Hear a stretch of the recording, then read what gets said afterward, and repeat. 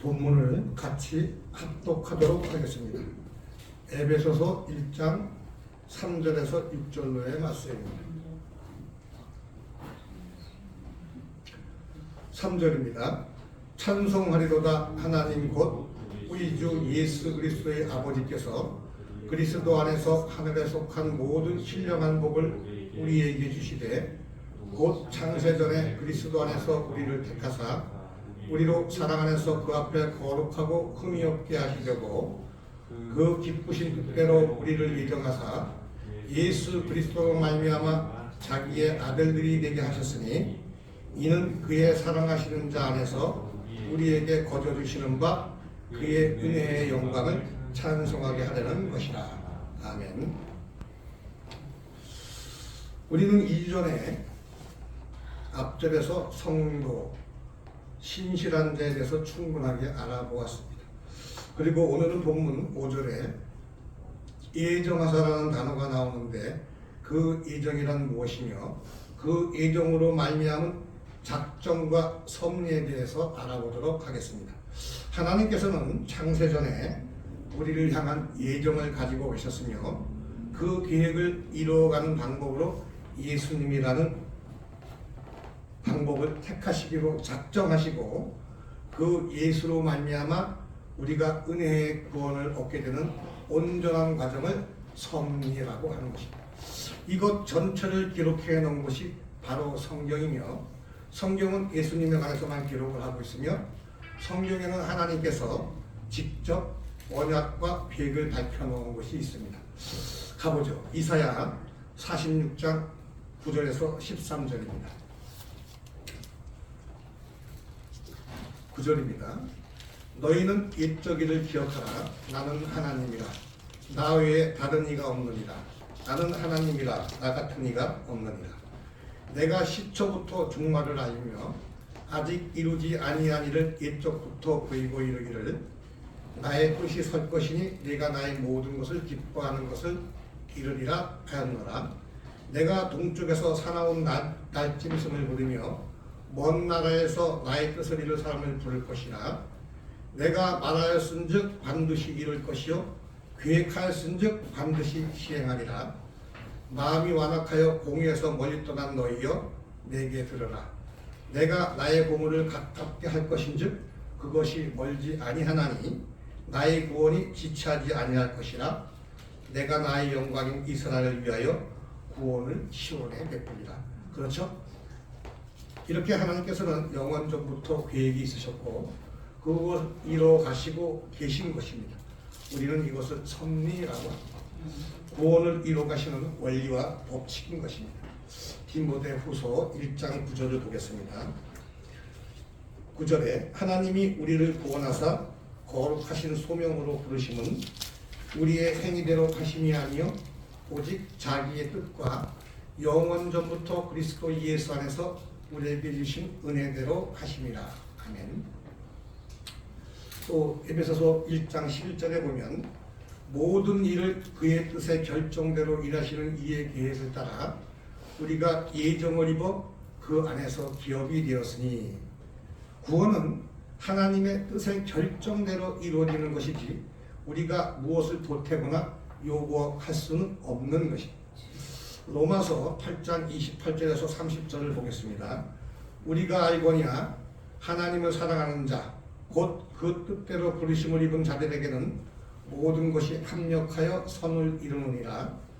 하나님이 미리 하신 자들을 또한 그 아들의 형상을 본받게 하기 위하여 미리 정하셨으니 이는 그로 많은 형제 중에서 맏아들이 되게 하려 하심이니라. 또 미리 정하신 그들을 또한 부르시고 부르신 그들을 또한 의롭다 하시고 의롭다 하신 그들을 또한 영화롭게 하셨느니라. 하나님께서 미리 사랑하신 자들을 부르시고 그들을 의롭다 하시고 또한 영화롭게 하셨다고 하십니다. 창세전에 택하시는 소명, 우리가 일반적으로 알고 있는 부르심을 소명이라고 합니다. 그러니까 소명이 먼저 있고 성령에 의해서 거듭나고 그러한 자들이 신앙, 우리가 얘기하는 믿음이라는 것입니다. 그러니까 신앙을 갖게 되고 그들이 의롭다 칭함을 받게 되는 것입니다. 하나님께서는 그들을 양자로 삼으시고 자녀라고 부르십니다.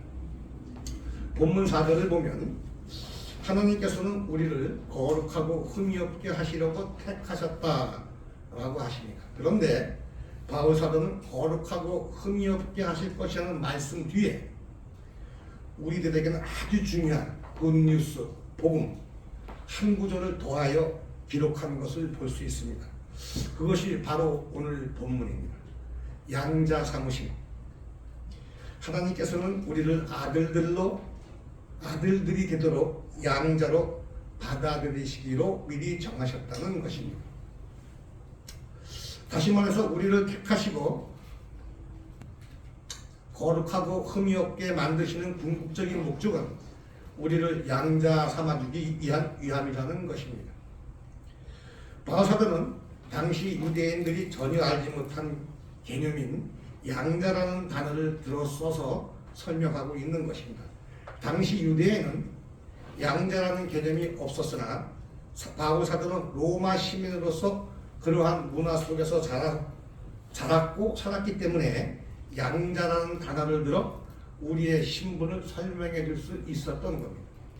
로마법에는 양자가 된 사람이 그를 양자로 받아들이는 사람의 이름을 따라야 하고 따라서 그의 소유에 대한 권리도 주장할 수 있었습니다. 양자로 받아들여지면 양자는 그 즉시 아버지의 권한을 행사할 수 있고 권한과 특권을 가질 수 있었습니다. 사도 바울은 바로 그런 엄청난 신분으로 우리를 설명하고 있는 것입니다. 우리는 반드시 하나님의 유업을 물려받을 것이라고 강조하는 것입니다. 그래서 양자입니다. 하나님께서 우리를 그런 자녀로 삼으려는 뜻을 갖고 계심을 미리 알고 우리에게 소망을 주려고 했던 것입니다. 우리가 제가 고등학교 시절인가에 코바디스라든가 뭐 이런 로마 병사들의 전쟁하는 영화를 본 적이 있습니다. 그런 전쟁을 보면 대부분의 장군으로서 양자를 받아들여서 자기에게 그 대를 물려주고 그 대를 물려준 장군이 성공해서 로마 황제가 되고 하는 그런 용어가 있었어요. 그러니까 자기 자식이 아닌 딴 데서 들여온 사람을 데려다가 양자를 삼아줌으로 해서 그 사람이 갖고 있던 장군의 신분과 권세와 능력을 그 사람 다 주는 거예요. 그러니까 그걸 이어받은 아들이 양자가 그것을 기업 삼아서 전쟁에 나서 승리하고 많은 공을 세운 후에 회의에서 국회에서 동의를 얻어 황제까지 가는 것입니다. 그러니까 그러한 양자 삼아주심을 위한 그 신분을 바울 사도께서는 우리에게 가르쳐 주려고 하고 있었던 것입니다. 그 양자라는 신분은 위치와 지위와 특권과 신분을 구정하는 법적 용어입니다. 하나님께서는 창세전에 우리를 택하시고 예정하셔서 아들을 삼으시고 우리를 하나님의 자녀로 만들어 가시는 것입니다. 하나님은 전지전능하신 분입니다. 하나님이 계획하시고 목적하신 것은 반드시 이루십니다. 하나님께서는 실패하거나 실수하실 수 없는 분이십니다. 하나님께서는 당신 백성들을 향한 당신의 계획을 이루기 위해 독생자 예수 그리스도와 성령을 이 땅에 보내셨습니다. 예수께서는 이 땅에 오셔서 전적으로 자기를 비우셨고 성령 하나님께 이끌림을 받으셨습니다. 하나님의 영, 성령께서는 의도하시는 대로 살아내기 위함입니다. 예수님은 자신이 하고 싶은 말이나 자신이 하고 싶은 일을 하신 것이 아니라 아버지가 시키는 일만 했고 아버지가 하는 말만 했다고 분명히 성경에 말씀하고 있습니다. 기록하고 계시죠? 그것은 예수님이 능력이 없어서가 아니라 당신의 동생들인 하나님의 백성들이 이 땅에서 어떻게 하나님의 자녀로 완성되어 갈 것인지를 보여주는 교보서였던 것입니다. 성령 하나님이 이끄실 것이고 우리는 그분이 이끄시는 대로 따라가게 되며 결국에는 하나님께서 원하시는 장성한 분량으로 자라나게 될 것이라는 것입니다.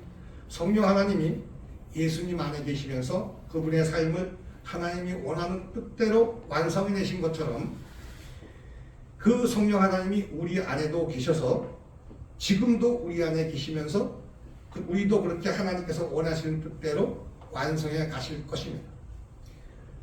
믿습니다. 갈라디아서 4장 4절에서 7절을 보겠습니다. 4절입니다. 때가 차매 하나님이 그 아들을 보내사 여자에게서 나게 하시고 율법 아래 나게 하신 것은 율법 아래 있는 자들을 속량하시고 우리로 아들의 명분을 얻게 하려 하십니다. 너희가 아들임으로 하나님이 그 아들의 영을 우리 마음 가운데 보내사 아빠 아버지라 부르게 하셨느니라. 그러므로 내가 이후로는 종이 아니요 아들이니 아들이면 하나님으로 말미암아 유업을 받을 자리라. 분명히 성경은 기록해주고 있습니다. 아들에게 임했던 영이 우리 안에도 계십니다. 그러면 우리를 향한 하나님의 계획도 완벽하게 이루어진다는 것입니다. 예수께서 하신 모든 일을 성령에 의해서 하실 수 있었습니다. 우리도 역시 하나님의 아들들이기 때문에 성령이 부어졌습니다.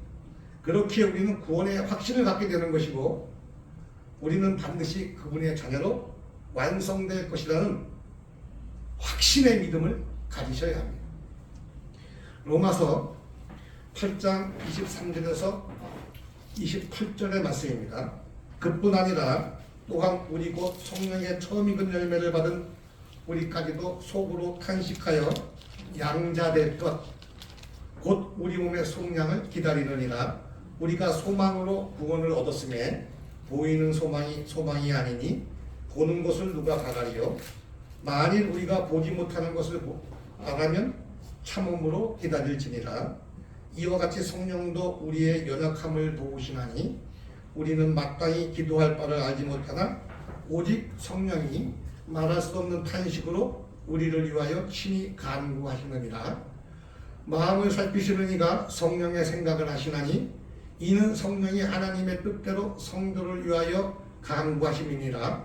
우리가 알거니와 하나님을 사랑하는 자 곧 그의 뜻대로 부르심을 입은 자들에게는 모든 것이 합력하여 선을 이루느니라. 아멘. 우리 영혼은 구원을 받았지만 우리의 몸은 아직도 죄의 몸입니다.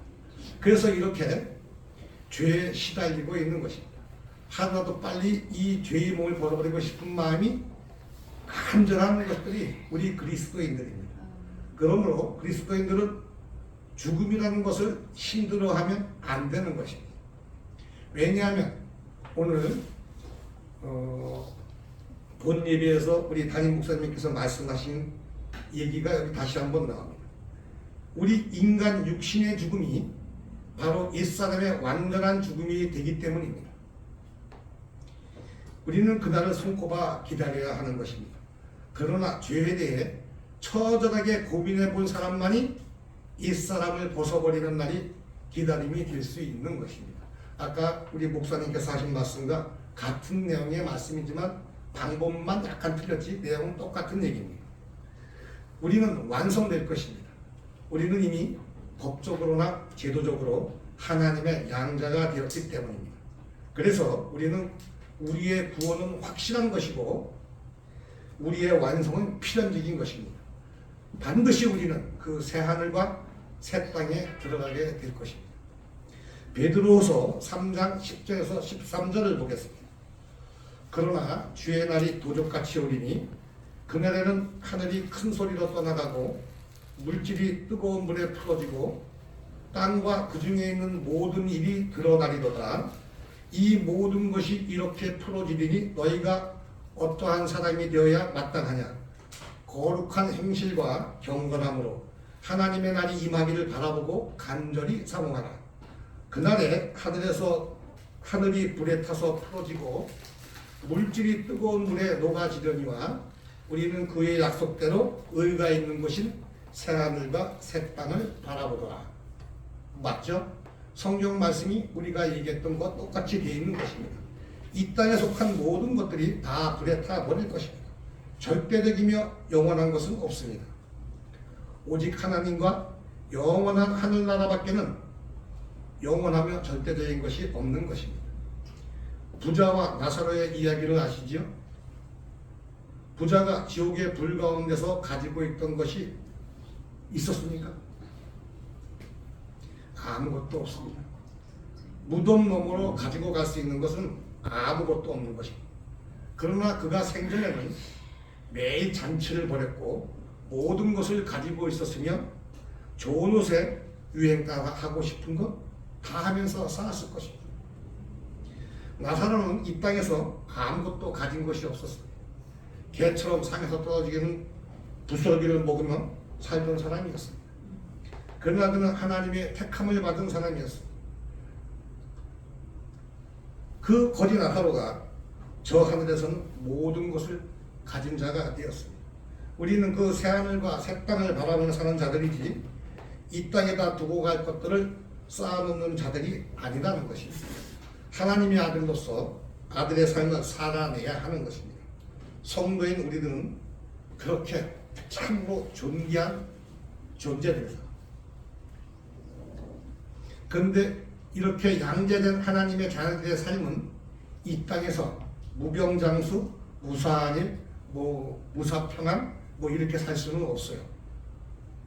이 땅에서는 굉장히 괴롭고 아주 힘들게 살아야 한다는 것입니다. 고린도후서 11장 23절에서 27절의 말씀을 읽어드리겠습니다. 23절부터입니다. 그들이 그리스도의 일꾼이냐 정신없는 말을 하거니와 나는 더욱 그러하도다. 내가 수고를 넘치도록 하고 옥에 갇히기도 더 많이 하고 매도 수없이 맞았고 여러 번 죽을 뻔하였으니 유대인들에게 40에서 하나 빠진 하나 감한 매를 5번 맞았으며 3번 태장으로 맞고 1번 돌로 맞고 3번 파손하고 일주야를 깊은 바다에서 지냈으며 여러 번 여행하면서 강의 유혹과 강도의 위험과 동족의 위험과 이방인의 위험과 신의 위험과 광야의 위험과 바다의 위험과 거짓 형제 중에 위험을 당하고 또 수고하고 애쓰고 여러 번 자지 못하고 줄이며 목마르고 여러 번 굶고 춥고 헐벗어더라. 이게 이 땅에서 살아가는 하나님의 아들들이 겪어내야 하고 살아가야 할 삶인 것입니다. 그런 우리들이, 그런 하나님의 아들들인 우리가 왜 이런 환난과 고통을 대해진지 아시나요? 그거를 성경에서 찾아갖고 알려드리겠습니다. 요한복음 15장 18절에서 25절입니다. 세상이 너희를 미워하면 너희보다 먼저 나를 미워한 줄 알라. 너희가 세상에 속하였으면 세상이 자기의 것을 사랑할 것이나 너희는 세상에 속한 자가 아니요 도리어 내가 너희를 세상에서 택하였기 때문에 세상이 너희를 미워하느니라. 내가 너희에게 종이 주인보다 더 크지 못하다 한 말을 기억하라. 사람들이 나를 박해하였은즉 너희도 박해할 것이요 내 말을 지켰은즉 너희 말도 지킬 것이라. 그러나 사람들이 내 이름으로 말미암아 이 모든 일을 너희에게 하리니 이는 나를 보내신 이를 알지 못함이라. 내가 와서 그들에게 말하지 아니하였더라면 죄가 없었으려니와 지금은 그 죄를 핑계할 수 없느니라. 나를 미워한 자는 또 내 아버지를 미워하느니라. 내가 아무도 못한 일을 그들 중에서 하지 아니하였더라면 그들에게 죄가 없었으려니와 지금은 그들이 나와 내 아버지를 보았고 또 미워하였도다. 그러나 이는 그들의 율법에 기록된 바 그들이 이유 없이 나를 미워하였다 한 말을 응하게 하려 함이라. 그래서 우리 크리스찬이죠. 이제 그리스도인들은 완벽하지는 않으나 조금씩이라도 우리 그리스도를 닮아갑니다. 천국의 삶을 원리인 십자가의 삶을 살기 위해 애쓰는 우리들은 세상이 좋게 보지 않습니다. 19절을 보면 우리가 세상에 속한 자들이 아니라서 세상이 우리를 미워한다고 합니다. 그러나 우리는 하나님의 아들이라는 신분이 얼마나 귀한 것인지 알기에 주님이 주시는 평안의 맨 줄로 담대히 이기고 가는 것입니다.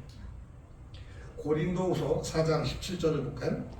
우리가 잠시 받는 환난에 경한 것이 지극히 크고 영원한 영광에 중한 것을 우리에게 이루게 함이니, 세상이 주는 환난과 고통이 우리를 순간순간 좌절과 신경으로 나약하게 할 때가 있습니다. 모든 것을 포기하고 싶을 정도로 심적 부담감을 주기도 합니다. 저도 그러한 경우들을 수도 없이 겪고 이 자리에 서 있습니다. 그러나 이제는 평안에 매는 줄로 성령의 하나 되게 하신 것을 힘써 지킴으로써 위로받고 담대히 나아가게 되는 것입니다. 그러나 지금도 힘들어합니다.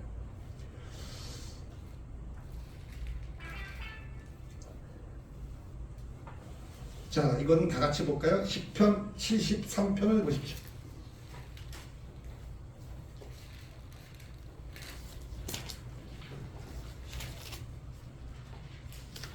(1절부터) (28절까지) 다 같이 합독하도록 하겠습니다. 이것이 우리 그리스도인들이 이 세상에서 겪어야 될 것이고, 환난과 고난과 이것을 겪는 근본적인 이유가 될 것입니다. 10편 1편입니다. 하나님이 참으로 이스라엘 중 마음이 정결한 자에게 선을 행하시나 나는 거의 넘어질 뻔하였고 나의 걸음이 미끄러질 뻔하였으니 이는 내가 악인의 형통을 보고 오만한 자를 질투하였음이로다. 그들은 죽을 때에도 고통이 없고 그 힘이 강건하며 사람들이 당하는 고난이 그들에게는 없고 사람들이 당하는 재앙도 그들에게는 없나니 그러므로 교만이 그들의 목걸이요 강포가 그들의 옷이며 살찜으로 그들의 눈이 솟아나며 그들의 소득은 마음의 소음보다 많으며 그들은 능욕하며 악하게 말하며 높은 데서 거만하게 말하며 그들의 입은 하늘에 두고 그들의 혀는 땅에 두루 다니도다.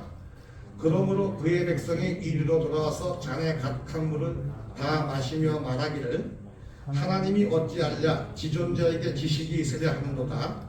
볼지어다 이들은 악인들이라도 항상 평안하고 재물은 더욱 불어나도다. 내가 마음을 깨끗하게 하며 내 손을 씻어 무지하다 한 것이 실로 헛되도다. 나는 종일 재난을 당하며 아침마다 징벌을 받았도다. 내가 만일 스스로 이르기를 내가 그들처럼 마다이라 하였더라면 나는 주의 아들들이 세대에 대하여 악행을 행하였으리다. 내가 어쩌면 이를 할까 하여 생각한즉 그것이 내게 심한 고통이 되었더니 하나님이 성소에 들어갈 때에야 그들의 종말을 내가 깨달았나이다. 주께서 참으로 그들을 미끄러운 곳에 두시며 타면에 던지시니 그들이 어찌하여 그리 갑자기 황폐되었는가 놀랄 정도로 그들은 전멸하였나이다. 주여 사람이 깬 후에는 꿈을 무시한 같이 주께서 깨신 후에는 그들의 형상을 멸시하시리이다. 내 마음이 산란하며 내 양심이 찔렸나이다. 내가 이같이 우매무지함으로 주 앞에 짐승이오나 내가 항상 주와 함께하니 주께서 내 오른손을 붙드셨나이다. 주의 교훈으로 나를 인도하시고 후에는 영광으로 나를 영접하시리니 하늘에서는 주 외에 누가 내게 있으리요 땅에서는 주밖에 내가 사모할 이가 없나이다. 내 육체와 마음을 생각하나 하나님은 내 마음의 반석이시여 영원한 분기시시라. 불을 멀리하는 자는 망하리니 음료같이 주를 떠난 자를 주께서 멸하셨나이다. 하나님께 가까이함이 내게 복이라. 내가 주 여호와를 나의 피난처로 삼아 주의 모든 행적을 전파하리이다. 보세요. 성경에 분명히 쓰여있죠. 우리는 죄인들이 무병장수하고 만사형통하며 부와 사치로 호의호식하며 사는 모습을 지켜보며 가슴을 치고 한탄하는 자들인 것입니다. 그게 하나님의 아들들, 성도, 즉 우리들입니다. 그러나 절망하거나 낙담하는 것이 아니라 하나님께서 우리에게 부어주신 소망의 은혜를 붙잡고 한 발 한 발 앞으로 걸어가는 것입니다. 바울 사도가 바로 이런 고백을 했던 사람이고 이런 삶을 경주했던 사람입니다. 로마서 8장 18절에서 39절로의 말씀인데 이 말씀은 집에 가서 한 번 더 읽어보세요. 지금은 너무 길어서 여기서 하기는 좀 그런 것 같습니다. 그러니까 바로 이 로마서 8장 18절 39절이 우리 사도 바울 선생께서 이 환난과 고난과 그 역경을 겪고 나서 마지막에 우리에게 소망을 주는 말까지가 담겨있는 얘기인 것입니다. 제가 중요한 것만 얘기하겠습니다. 생각하건대 현재의 고난은 장차 우리에게 나타날 영광과 비교할 수 없도다. 피조물이 고대하는 바는 하나님의 아들들이 나타나는 것이니 피조물이 허무한데 굴복하는 것은 자기 뜻이 아니요 오직 굴복하게 하시는 이로 말미암음이라. 그리고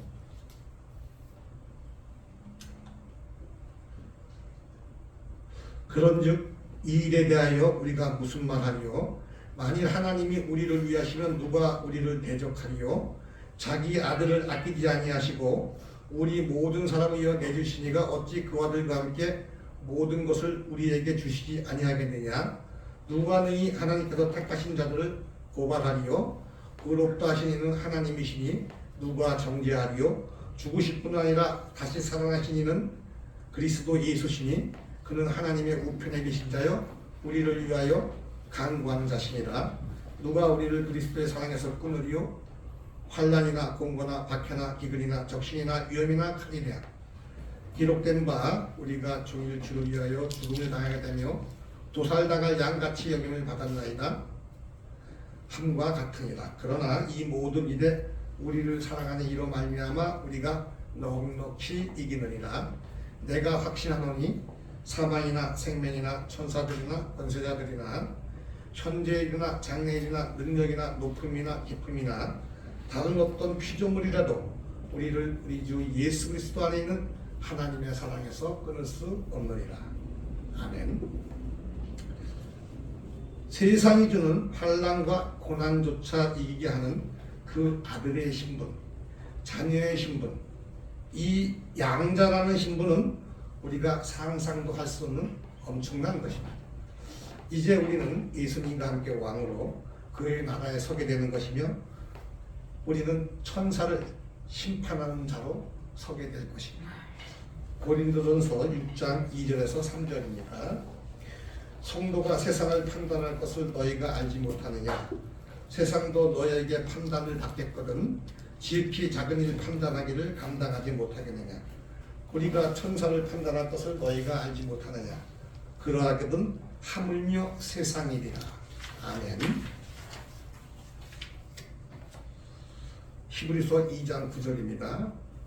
오직 우리가 천사들보다 잠시 동안 못하게 하심을 입은 자 곧 죽음의 고난을 받으사 받으심으로 말미암아 영광과 존귀로 관을 쓰신 예수를 보니 이를 행하심은 하나님의 은혜로 말미암아 모든 사람을 위하여 죽음을 맛보려 하심이라.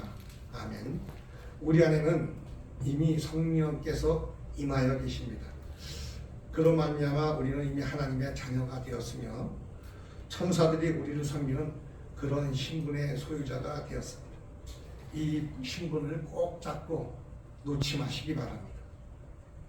끝날까지 우리 함께 가도록 하지요. 요한일서 3장 1절에서 2절을 보겠습니다. 보라, 아버지께서 어떠한 사랑을 우리에게 베푸사 하나님의 자녀가 일컬음을 받게 하셨는가? 우리가 그러하도다.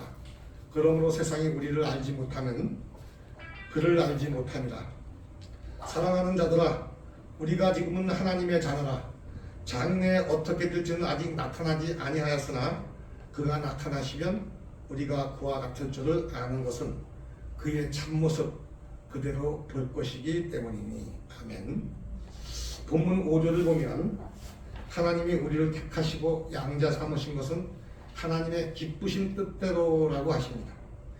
우리를 구원하시고 우리를 자녀 삼는 것은 자녀 삼나 주신 것이 그토록 기쁘셔서 아들을 보내서 죽이신 하나님이 그 기쁘신 뜻을 아는 사람들이 자기의 독생자까지를 보내서 죽이신 하나님께서 그 기쁘신 뜻을 아는 그 아들들에게 왜 더 많이 기뻐하지 않으시겠어요? 하나님께서는 우리가 양자됨을 그렇게 기뻐하시는 것입니다. 요한복음 15장 11절입니다. 내가 이것을 너희에게 이름은 내 기쁨이 너희 안에 있어 너희 기쁨을 충만하게 하려 하니라. 복음을 아는 사람들은 항상 기쁨이 충만해야 합니다. 어떤 상황에서도 흔들리지 않는 기쁨 주시는 그 은혜의 예수를 알아가야 하는 것입니다. 우리들이 잘 알고 있는 히브리서 12장 2절의 말씀을 읽고 오늘 설교를 마칠까 합니다. 히브리서 12장 2절입니다. 믿음의 주여 또 온전케 하시는 이 예수를 바라보자. 그는 그 앞에 있는 기쁨을 위하여 십자가를 참으사 부끄러움을 개의치 아니하시더니 하나님 보좌 우편에 앉으셨느니라. 아멘. 기뻐하고 기뻐하라. 예수님의 그 기쁨이 우리 기쁨이며 우리 안에 충만하기를 기원합니다. 아멘. 네, 감사합니다.